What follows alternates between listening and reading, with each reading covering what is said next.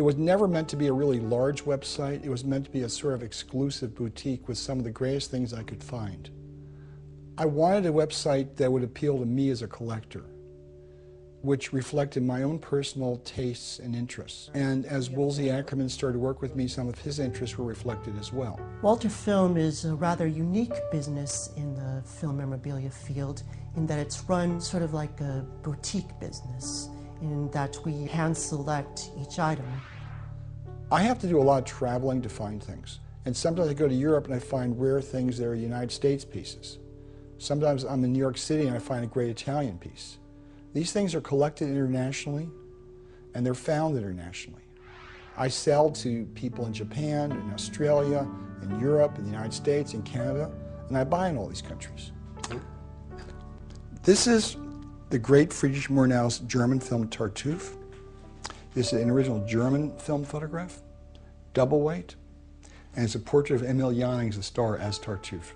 Walter chose to deliberately go after only the best material in film collectibles. That can mean posters, lobby cards, photographs, even costume designs now, which we didn't used to handle.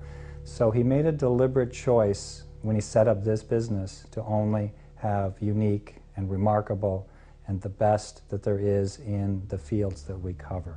My main focus for the business is the research and cataloging for the website and for collections that we put together. Here I have a costume sketch for Mia Farrow in Rosemary's Baby.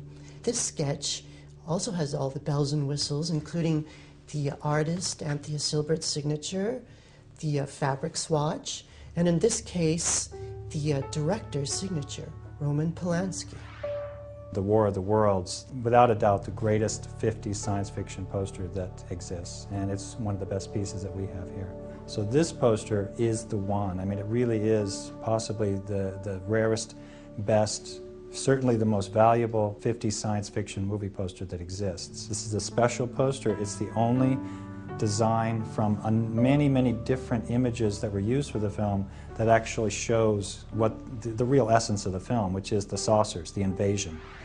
I'm trying to inventory some of the greatest pieces from some of the greatest films. But there's also posters and other objects from films that are somewhat obscure, where the artwork of the lobby card or the poster is itself extraordinary. This is one of the two really rare lobby cards for Faster Pussycat Kill Kill. This is the montage of all the women, and you can spend years trying to find this thing. Some photographs are more rare than any poster or any lobby card. This is the great horror film Mad Love with Peter Lorre. What makes this rare is he's in this crazy outfit for only about 2 minutes of the film, and it's almost impossible to find this image, and this is the most famous image from the film. They cannot have printed more than a couple of different photographs of this. Here we have a set of oversized double-weight glossy stills. They're directly from MGM. They each have their original typed blurbs on the back of them, and they each have a line of the lyric from the song When You Wore a Tulip. And when all 7 stills are presented together, they represent the lyrics to the entire song. So we deal in photographs, in lobby cards, and posters, and then certain objects like this great sweater from Clockwork Orange.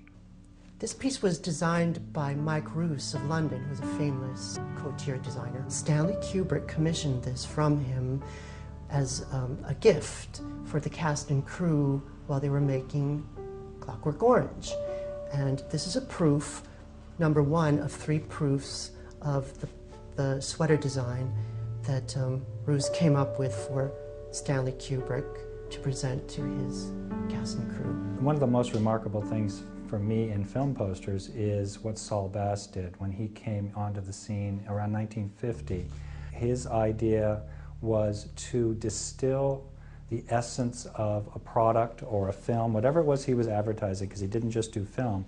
He distilled it down to its basic element, its most distilled form, so that it was just an icon. Many of the really rare pieces, whether they're lobby cards or movie posters or photographs, there may only be 2 or 3 copies of these known.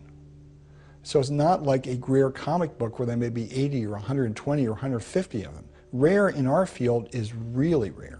They really have held their own as investments. Over a period of time, when you buy great pieces in our field, they tend to do very well as investments. Many pieces have doubled and tripled in the last 10 years, and we think that's going to continue happening.